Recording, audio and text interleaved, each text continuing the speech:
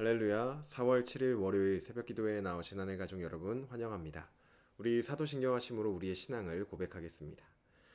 전능하사 천지를 만드신 하나님 아버지를 내가 믿사오며 그 외아들 우리 주 예수 그리스도를 믿사오니 이는 성령으로 잉태하사 동정녀 마리아에게 나시고 본디오 빌라도에게 고난을 받으사 십자가에 못 박혀 죽으시고 장사한 지 사흘 만에 죽은 자 가운데서 다시 살아나시며 하늘에 오르사 전능하신 하나님 우편에 앉아 계시다가 저리로서 산자와 죽은 자를 심판하러 오시리라. 성령을 믿사오며 거룩한 공회와 성도가 서로 교통하는 것과 죄를 사하여 주시는 것과 몸이 다시 사는 것과 영원히 사는 것을 믿사옵나이다. 아멘. 우리 찬송가 50장 내게 있는 모든 것을 함께 찬양드리겠습니다. 찬송가 50장 내게 있는 모든 것을 함께 찬양드리겠습니다. 내게 있는 모든 것을 아낌없이 드리네. 사랑하고 의지하며 주만 따라 살리라. 주께 드리네. 주께 드리네. 사랑하는 구주 앞에 모두 드리네. 내게 있는 모든 것을 겸손하게 드리네. 세상 욕심 멀리하니 나를 받아 주소서. 주께 드리네. 주께 드리네. 사랑하는 구주 앞에 모두 드리네. 내게 있는 모든 것을 주를 위해 드리네.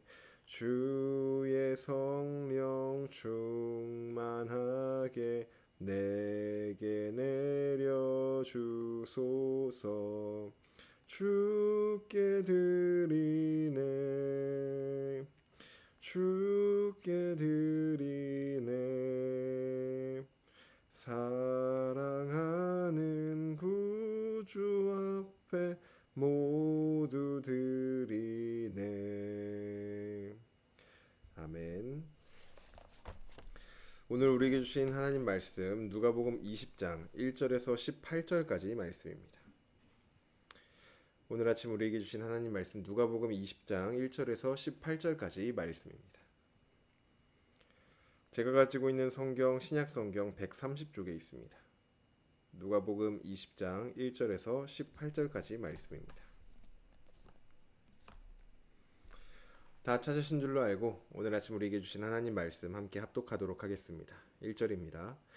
하루는 예수께서 성전에서 백성을 가르치시며 복음을 전하실새 대제사장들과 서기관들이 장로들과 함께 가까이 와서 말하여 이르되 당신이 무슨 권위로 이런 일을 하는지 이 권위를 준 이가 누구인지 우리에게 말하라. 대답하여 이르시되 나도 한 말을 너희에게 물으리니 내게 말하라. 요한의 세례가 하늘로부터냐 사람으로부터냐. 그들이 서로 의논하여 이르되 만일 하늘로부터라 하면 어찌하여 그를 믿지 아니하였느냐 할 것이요 만일 사람으로부터라 하면 백성이 요한을 선지자로 인정하니 그들이 다 우리를 돌로 칠 것이라 하고 대답하되 어디로부터인지 알지 못하노라 하니 예수께서 이르시되 나도 무슨 권위로 이런 일을 하는지 너희에게 이르지 아니하리라 하시니라. 그가 또 이 비유로 백성에게 말씀하시기 시작하시니라. 한 사람이 포도원을 만들어 농부들에게 새로 주고 타국에 가서 오래 있다가 때가 이름에 포도원 소출 얼마를 바치게 하려고 한 종을 농부들에게 보내니 농부들이 종을 몹시 때리고 거저 보내었거늘 다시 다른 종을 보내니 그도 몹시 때리고 능욕하고 거저 보내었거늘 다시 세 번째 종을 보내니 이 종도 상하게 하고 내쫓은지라. 포도원 주인이 이르되 어찌할까 내 사랑하는 아들을 보내리니 그들이 혹 그는 존대하리라 하였더니 농부들이 그를 보고 서로 의논하여 이르되 이는 상속자니 죽이고 그 유산을 우리의 것으로 만들자 하고 포도원 밖에 내쫓아 죽였느니라.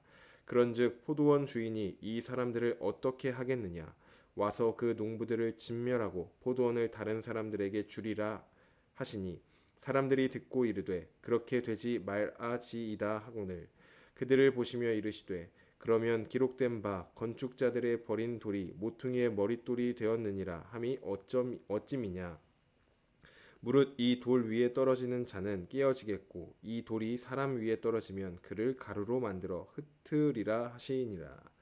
아멘. 기도드리겠습니다.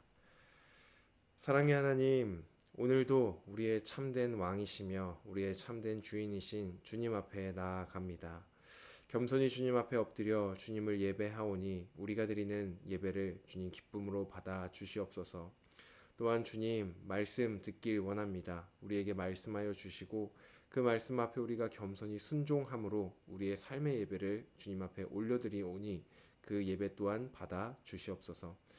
오늘도 우리가 가지고 있는 모든 기도의 제목들로 하나님 앞에 나아갑니다. 주님, 주님만이 우리의 소망이시며 주님만이 우리의 위로자이시며 주님만이 우리의 피할 반석이심을 고백하며 주님 앞에 모든 것 다 맡겨드리며 주님만 의지하며 나아갑니다. 주님, 우리의 삶을 받아 주시옵소서. 감사드리며 예수님의 이름으로 기도드립니다. 아멘. 할렐루야. 오늘 우리 함께 읽은 누가복음 20장 1절에서 18절 말씀으로 하나님 말씀 함께 나누고자 합니다. 네, 오늘 본문은 예수님이 성전에서 백성들에게 복음을 전하시는 장면으로 시작됩니다. 예수님은 백성들을 가르치시고 복음을 전파하고 계셨는데 그때 대제사장들과 서기관들 그리고 장로들이 예수님께 다가와 이렇게 말을 합니다. 당신이 무슨 권위로 이런 일을 하고 있는지 그리고 이 권위를 준 이가 누구인지 우리에게 말하라 이렇게 말을 합니다. 이들은 당시 이스라엘의 종교 지도자들이었죠. 그들의 정체성은 백성들이 하나님께 나아갈 수 있도록 도와주는 것이 바로 이 종교 지도자들의 정체성, 그들이 해야 할 일이자 또 그들이 존재하는 이유였습니다. 하나님은 그들을 백성들 위에 세우셨는데 그 이유가 바로 이 일, 백성들이 하나님께로 나아올 수 있는 그것을 돕도록 이들을 세우신 것이죠.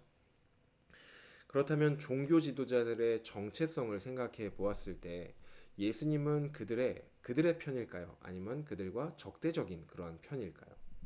예수님은 그들의 편일 것입니다.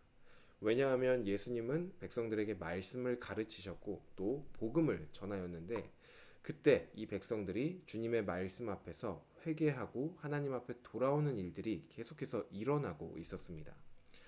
그러면 종교 지도자들의 정체성을 생각해 보았을 때 예수님은 그들의 편이죠. 백성들을 하나님께로 나아가게 하는 것.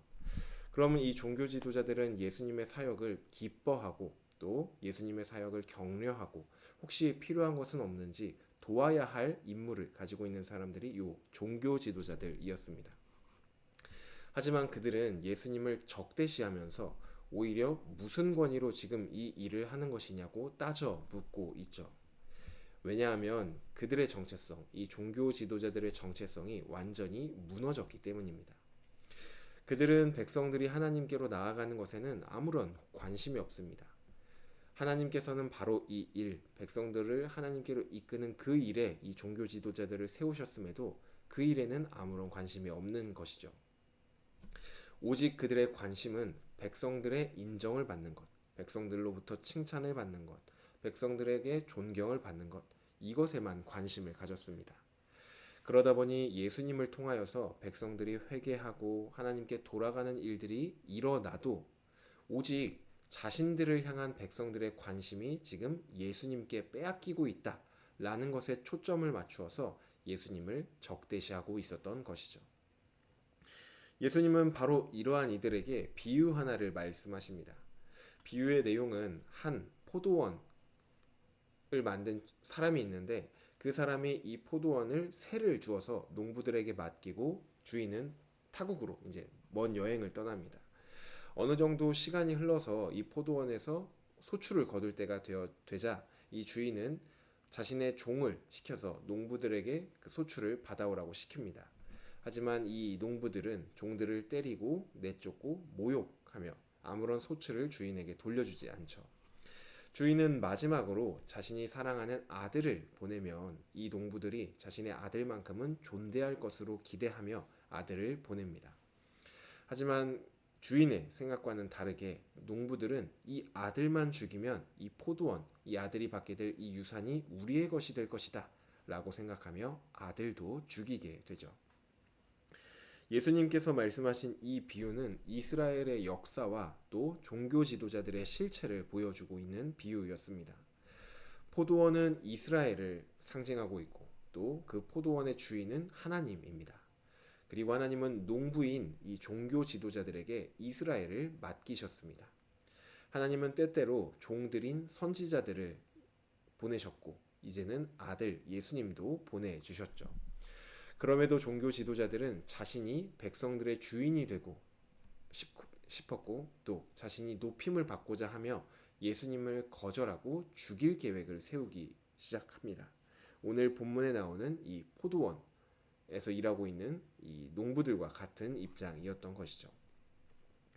우리가 여기서 한 가지 좀 주목해 보아야 할 것이 있는데 주인은 이 농부들에게 소출의 어떤 양을 정해놓고서 그것을 요구하지 않았다는 것을 우리는 좀 기억해 보아야 합니다. 이 비유의 끝에는 아들을 죽이고 포도원을 자신의 것처럼 여겼던 농부들은 결국은 주인에 의해서 진멸을 당하게 됩니다. 그런데 주인이 농부들을 진멸한 이유를 보면은 어떤 소출의 할당량을 못 채워서가 아니었습니다.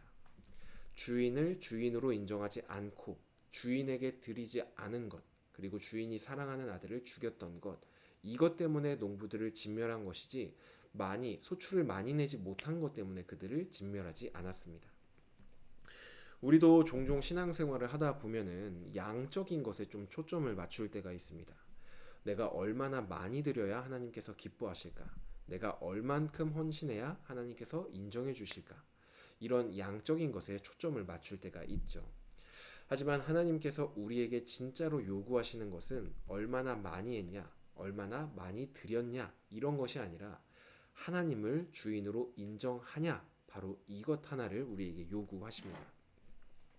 만약 농부들이 주인의 종이 찾아와서 소출을 거두러 왔을 때 주인님, 이번엔 농사가 좀 잘 안 돼서 소출이 적게 나왔습니다.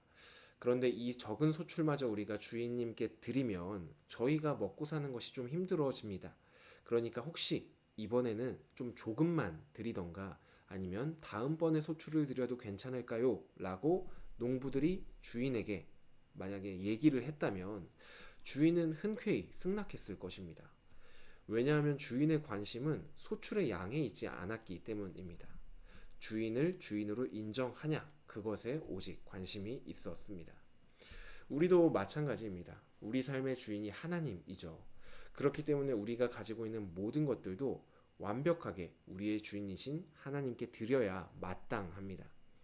하지만 하나님이 우리를 보실 때 너 왜 그것밖에 안 주냐? 나는 너를 위해 아들의 생명을 주었는데 너는 왜 네가 마치 그것이 네 것인 것처럼 대하며 나에게 다 주지 않냐?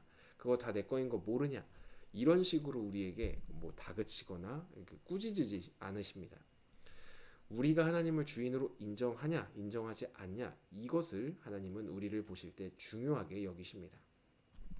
예를 들어 우리가 이렇게 고백한다고 한번 생각해 보시길 바랍니다. 하나님, 제 인생의 주인은 하나님이 맞습니다. 제 마음과 제 시간과 또 제가 가지고 있는 모든 것은 하나님께 드리는 것이 마땅합니다. 그런데 아직 제 안에 남아있는 이 죄의 습관 때문에 제 모든 것이 하나님의 것임이 맞음에도 불구하고 그 모든 것을 드리기가 너무나 힘듭니다. 제가 할 수 있는 최선이 이것밖에 안 돼서 너무 죄송합니다. 지금 제가 드릴 수 있는 것이 정말로 작은 것이지만 이것이 저의 최선임을 고백하며 하나님께 드립니다. 이렇게 하나님께 우리가 고백하며 나아갔을 때 하나님은 우리를 야, 너 그거 네 거 다 내 건데 왜 이것밖에 안 줘? 라고 다그치실까요? 아니면 우리가 드리는 그것을 받아 주실까요? 하나님은 당연히 우리가 드린 그것을 받아 주십니다. 오늘 예수님의 비유는 단지 종교 지도자들을 위한 이야기가 아니었습니다. 바로 우리를 향한 말씀이기도 합니다. 오늘 우리는 이 말씀 앞에서 내가 내 삶의 주인이라고 생각하는 어떤 삶의 영역들이 있는지 좀 점검해 보아야 합니다. 만약 우리가 내 삶에 여전히 내가 주인이야 라고 생각하는 상태에서 하나님을 주인으로 인정하지 않는 상태에서 드리는 어떤 예배나 봉사, 기도는 종교 지도자들과 같은 종교 행위에 지나지 않게 될 것입니다.